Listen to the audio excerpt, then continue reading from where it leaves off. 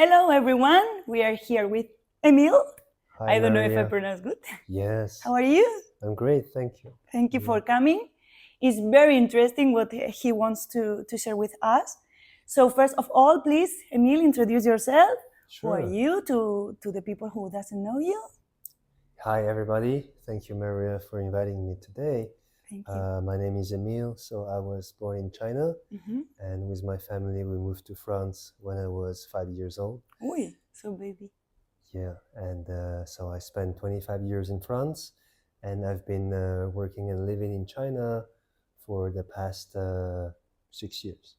Yeah, 6 years. yes, So you were first in China till 5 years old. yes. Then correct. you moved to France. Mm. So the majority of the time in your life you have been in France. Yes, I've been in France for almost 25 years. Yeah, a lot. Yes, And after that, the last 6 years you were moved into China. yes, Okay, That's so correct. different worlds. yes. Wow, Very different. interesting. Yeah. Okay, and I would like to ask you, what is inner peace for you? Wow, that's a big question. Yeah, Yeah. it's difficult. So, inner peace. Yeah. Inner peace for me is about being aligned with who you are deeply. Yeah. Wow, good Yeah. answer. Yeah, thank you. And so, for example, I realized that usually every time we do something, we usually get a feedback from the body. And usually the body tells us, is this something that is aligned with me or not? Is that something that makes me feel good? Or is that something that feels out of touch with myself? And with this feedback, you get a better understanding of yourself. And so, inner peace, so first comes with understanding yourself, who you are, what really makes sense for you, what's meaningful for you. And then when you have this image of who you are and what's fulfilling for you deeply, then it's about aligning your life, your actions with this deeper self. Yeah. Yeah, so maybe it could be like just that the inner peace is just on your body, and you just have to be dancing accordingly what your body is asking for in different situations of the life. Yeah, I think that's a good metaphor. I think the body is giving us feedback all the time. Our mind, of course, but the mind is tricky because the mind wanders, jumps everywhere like a monkey. So the mind kind of plays tricks sometimes on us, but the body speaks the truth usually. Mhm. And so if we allow ourselves to listen to our body, we can get in touch with that feeling of, oh, this feels really good. And I mean, not this feels really good right now in this moment as a temporary pleasure, like chocolate, alcohol, or party, or sex. It's different. It's different, right? So now we're talking about something that feels good deep inside and that lasts longer. It's not just some short-lived pleasure. Yeah. Okay, and would you compare that inner peace with happiness? Yes, that's a very good question. Uh, so of course, happiness is a big topic, right? Yeah. And I guess different people have different idea of what happiness means for them. Yeah, but the important thing is for you. Yes. So for me, I would say I would pursue inner peace more than happiness. And that means not putting too much energy into chasing the short, fleeting pleasures like status, recognition, validation, sensual pleasures, food, women. Like direct action, reaction. The food, the pleasure. The I don't know, the drinking, the pleasure of drinking. Yes. So no things that is directly the reaction. Something Yes. more. Yeah, because I mean, there's nothing wrong with that. We also need to enjoy life, enjoy good food, holidays. There's nothing bad with that. What I mean is that this should not be the primary pursuit, right? Yeah. Because this usually doesn't last very long and doesn't provide us with the lasting contentment. Yeah, unless you just jump from one food to another, one person to another, one sensation, destination to another, and then it's exhausting because you're chasing something that is really short, really temporary. So I think while you can enjoy this as a natural part of life, this should not be your primary pursuit. And alongside with those immediate pleasures or sensory pleasures, there's a deeper sense of contentment, of Can you peace. explain what is contentment? Yes. So, for example, during COVID, I was locked in France, in the countryside. I was basically locked alone for 6 months. Ah, you were alone? Yes. In a wooden house, making fire by myself every day. That was an incredible experience. And in 6 months, maybe I saw 10 people. So most of the time I was really on my own. And at first I thought, this is going to be hard. Maybe I'm going to feel lonely or bored, So I was kind of a bit worried. Yeah. Because usually we're out there in society, talking to people. Or at least having the opportunity of relate with someone. Yeah. And, like making yourself look nice, be a cool guy, presenting your best self, and so on. And all of a sudden, you're just by yourself. So there's nobody to impress. The trees, the birds, they don't care how you look like, if you shave, if you're, nobody to impress. Totally. No need to make jokes, to be polite. There's nobody. And so I felt much lighter, more at peace. Because I didn't have to act, and we will need to act to some extent in society because we have rules, norms. You need to be polite, you need to be presentable. And so at the time, I needed none of that. So I was just by myself and with myself in the countryside. And unexpectedly, I felt so much peace alone in the countryside. I felt a deep sense of joy. I didn't have to pretend to do something that I didn't like, or to be somebody else, or to impress others, or to impress my boss, or to work hard to pretend I love my job, or that I'm funny, or whatever. Yeah, I felt that very subtle. It's not a strong sensation of pleasure, of aha, I'm high, yeah, I'm gonna, it's not this. Its inner peace is something really subtle but deep. Yeah. So it could be the contentment that you were speaking before? Yes, I feel it's a sense of contentment, of being just aligned with who you are, and that you don't have a need to change, to do something. And so it's not something very intense. You're not feeling excited, or joy, or high on drugs. You are very aware. You're present with what's around you, nature, your sensation, your body. You accept it. There's nothing to change.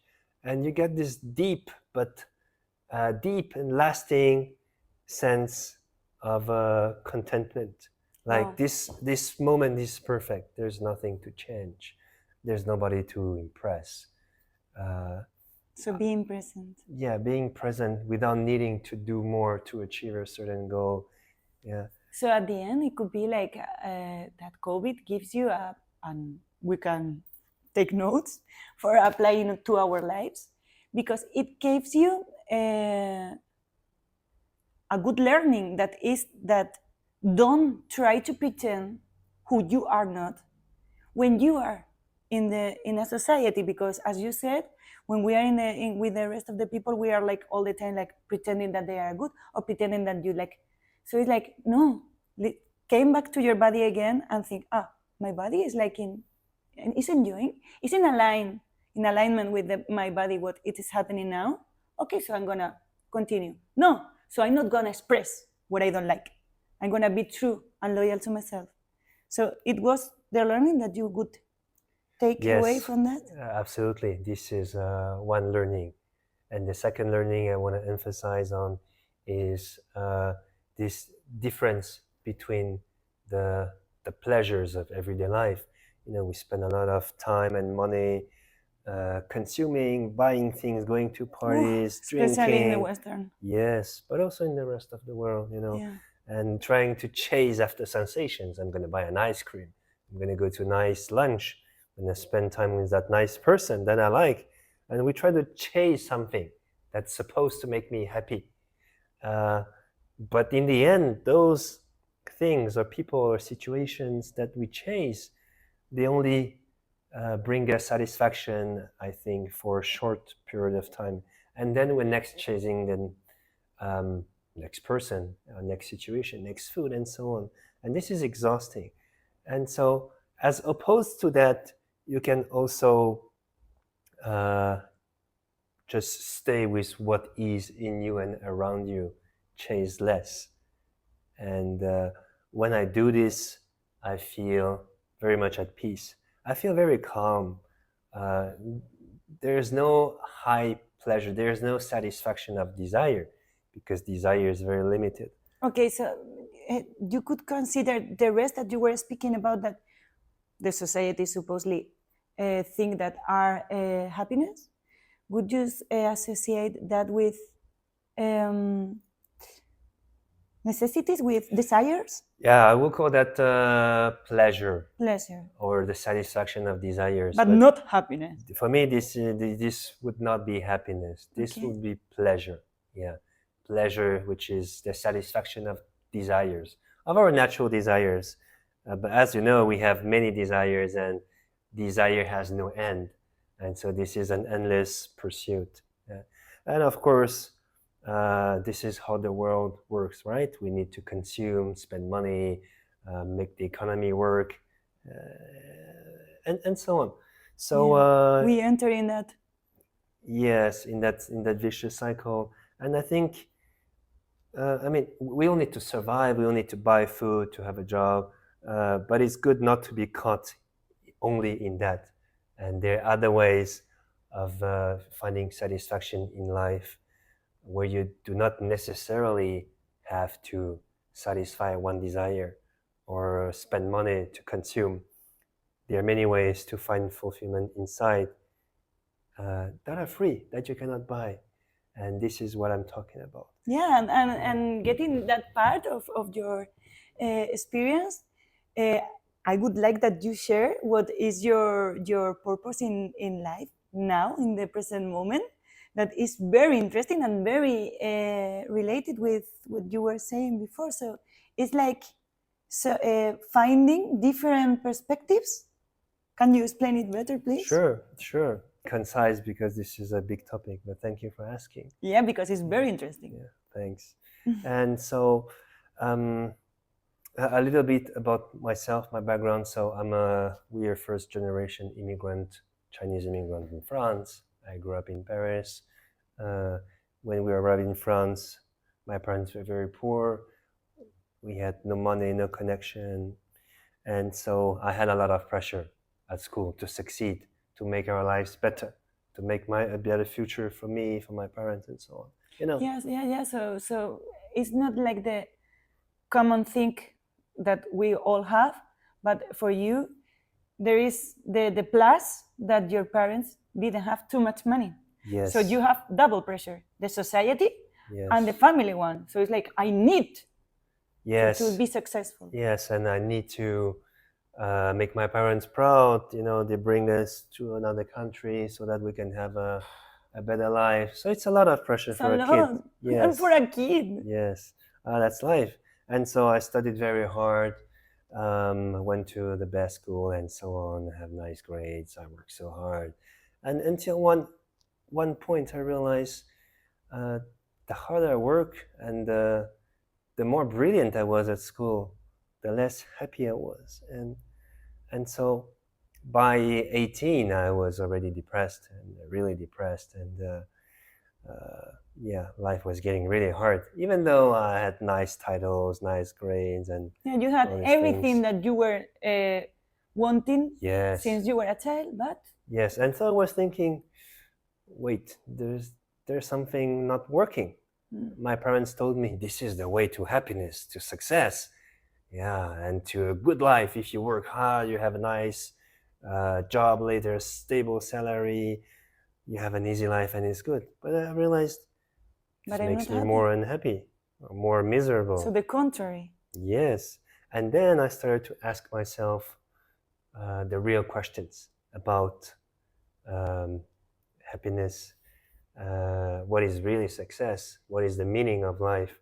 Is this what I really want, or what my parents think I want, or what It's society crazy think I want? that you realize that young. Yeah. Of course, it's really bad. I'm not saying that it's good, the way of the life showing you how the meaningful of life is. Of course, being depressed has to be so hard for you. But if you check the learning of that and the age when you learn, so it's impressive. Thank you. Sometimes you don't choose. Sometimes lessons come, Yeah. or challenging events come, and you have to learn to overcome it, to go to the next But stage. at least you learn. Yes, and I want to say, usually we learn much more when we're in pain than when everything is fine. Totally agree. When everything is fine, I don't need to learn. I can just enjoy Yeah. life. Why think about the meaning? I can just chill, have a cocktail, right? No need to think. But Yeah. when you're suffering every day, like, "Ooh, what can I do? Why?" And that's when you learn, because it's like survival. You have to learn. Otherwise, if you stay here, it's too painful. Yeah, but I think that for me it's impressive is that there is several ways of taking that experience into you. One is just not looking inside, just looking outside like, no, it's not my problem. Maybe it's the problem of my parents, maybe it's the problem of the society, maybe it's the problem. No. You were looking inside and looking for the real meaningful and where it really came from. So you understand the learning. I think because, I've been looking outside for my whole younger life, looking at grades, what's the best school, how can I get there, and then how can I secure a job maybe in a big company, have a nice title label here. So I've been looking at that the first part of my life. And then when I was 18, I came to a point where, wait, this doesn't work. It makes me miserable. So maybe I can look inside and see if there's something else. So that's kind of the logic. And then so I started to question myself, find answers to those big questions, but for myself, and not from not just take the answers that my parents or my family or society gave me. It's a very smart. I still be impressed of that age of getting exactly the learning very quick and looking by yourself, because as you were saying, it's in your body, it's on you. The answers, your answers, is on you. It's not in no one else. Yes, You discovered so early. That's just like how life happens Congratulations. sometimes. Yeah. And so at the time I started volunteering, working with the homeless in France, going to some community centers, helping some former prisoners, murderers. Hard. All these marginal people that nobody wants to talk about, nobody cares about. No. And so I learned so much with these people. And they were so nice to me, so kind to me. They were like, what are you doing here? You're a brilliant young man. What are you doing here with us? We're losers, And I learned so much with these people. Yeah. And for me, that was a revelation. I realized there's so many ways to live a good and meaningful life. And for me, that was the start of my exploration. Okay, here it comes the inspiration. This is very interesting. Yeah, because I always thought, I needed to succeed at school, in life, and to have a good life. That's how I was raised, And then I see many different people with broken trajectories, with different trajectories. And some of them have nothing, or what we think they have nothing materially. So I keep on traveling, meeting people from different cultures, places, ages, backgrounds, and I feel many are living in so many radically different ways. and they all look quite happy about their lives, their values, their notion of success. Yeah, so you realize that there is no one kind of living. Just work, be successful, and work. And this is life. Yes, and so I realized, wow, there's so many ways of living a meaningful life. Yeah, maybe what's meaningful here is not here. Yeah, and there's no end. Yeah, I've met people in the steppes, nomads or monks who live with nothing, but obviously they were happier than me, and they had nothing. Yeah. So I was like, there's something I can learn from that. Yeah. Totally agree. Yeah, and so that led me to explore how other people find meaning in their lives in their own ways. And I think this is super interesting because many of us in the West, we grew up with the injunction, you have to work hard, you got to be successful, go to that company, have a nice job, a car, a house, 3 children, go on holidays. We have been raised with the order of being successful. You need to go to a good school, have nice grades, have a car, a house, 3 kids, go on vacation in Bali. Or 1 month per year. Yes, 1 month per year on your leaves, paid leaves, of course. Go camping on weekends. And so I feel many people, they're kind of stuck in this life. They feel it's not the only way, but they don't know what are the other ways and how to get there. And so I want to help them expand their possibilities. I want to help them realize you have other ways if you want to, if you're ready to sacrifice, to leave your certainty, your comfort zone, if you're ready to leave your status, your stable job, your title, your recognition, then you have so many ways around the world of living a meaningful life, but only if you want to explore. But yeah. I think it would help us because this is a learning that is very, maybe some people is like, no, this is the theory, it's very easy. No, but you are giving facts and you are giving examples. And I think it's very necessary in our society because the other day I was seeing a study that proved that 70 or 80% of the society, of the workers in the society aren't happy with their works. So the 80% of the society is like praying to have that kind of perspective. Yeah, think about it. It's crazy. It could be very, very useful for a lot of people. Think about it. 80% of a country is unsatisfied about their job. Crazy. This is crazy, and we spend most of our life working. Yeah, this is absolutely incredible. It's insane. Yeah, and so I feel there's something meaningful to do here.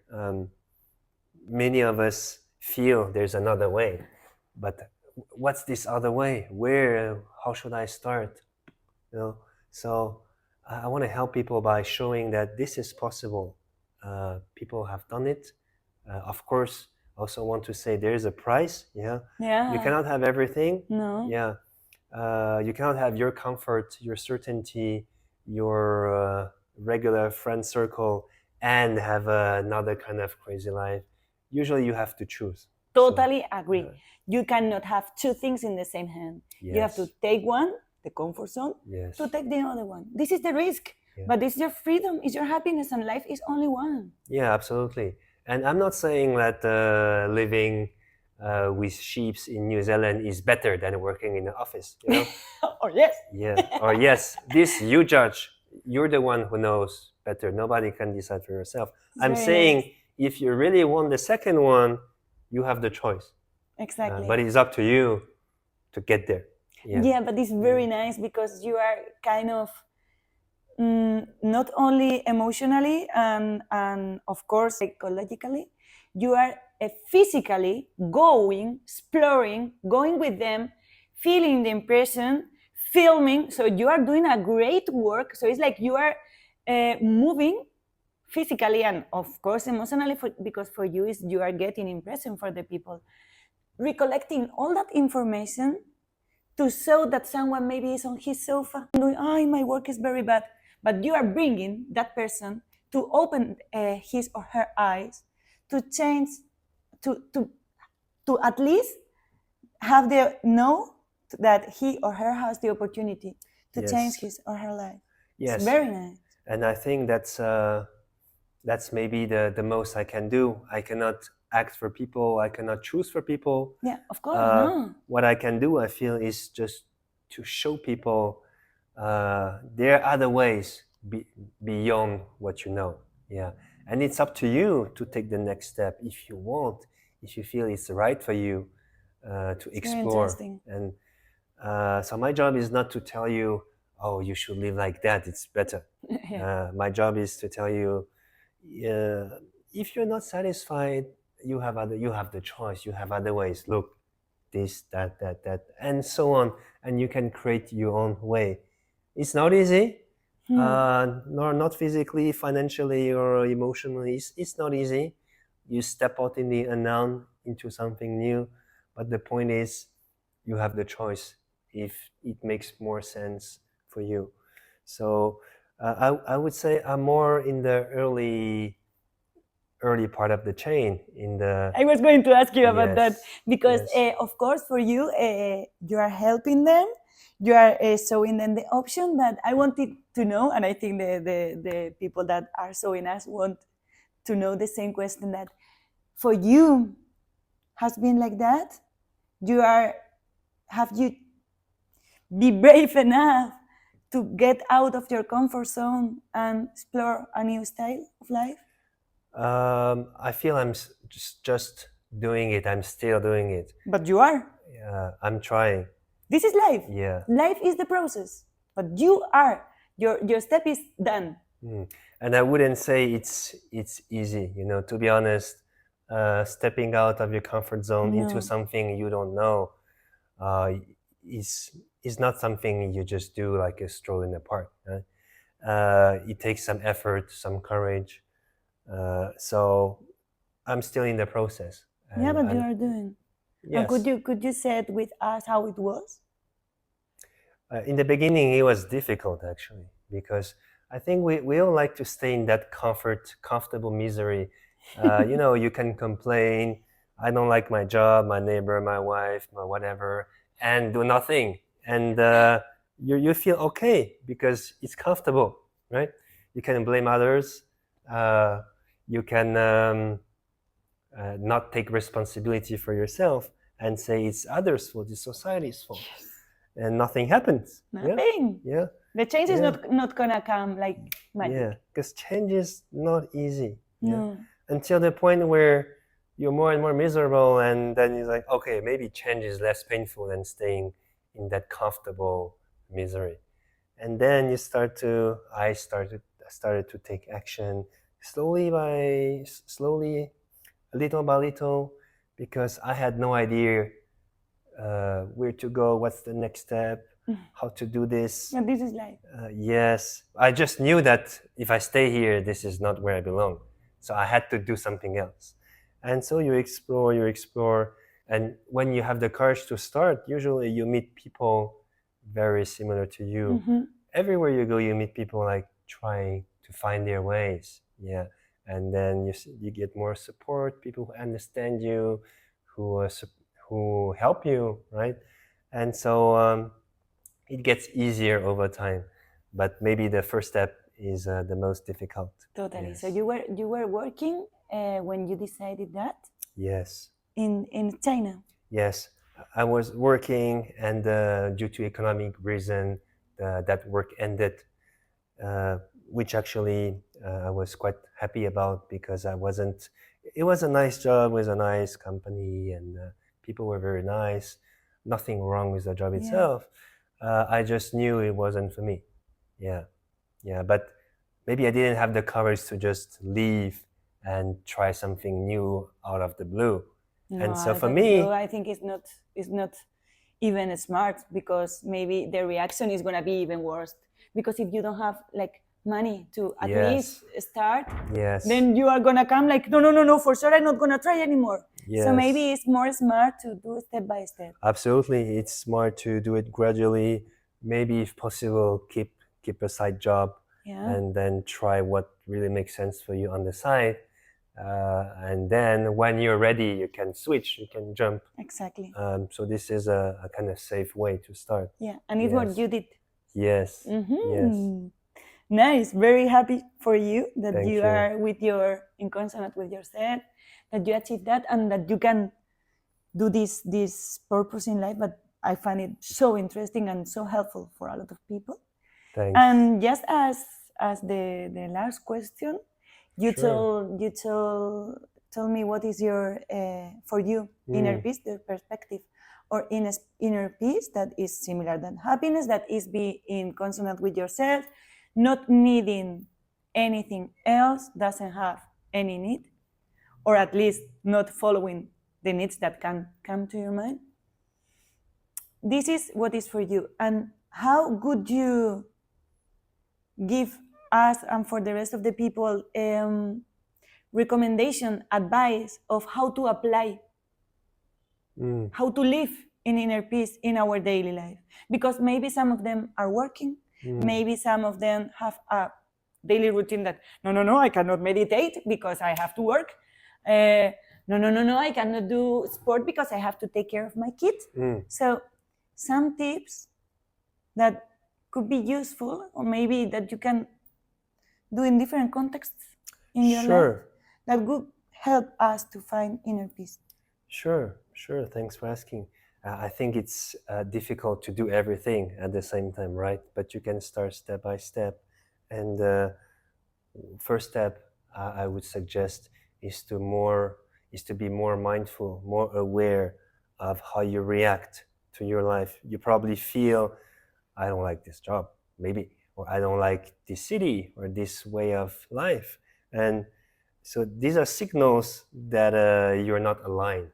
Okay, with yourself. so as you saying before, listen to your body. Yes, listen to yourself. This is the first step. Or maybe you try another hobby, or you go to another country, and deep inside you feel some kind of joy, deep joy, not some joy you can buy with a drink, some deep joy inside.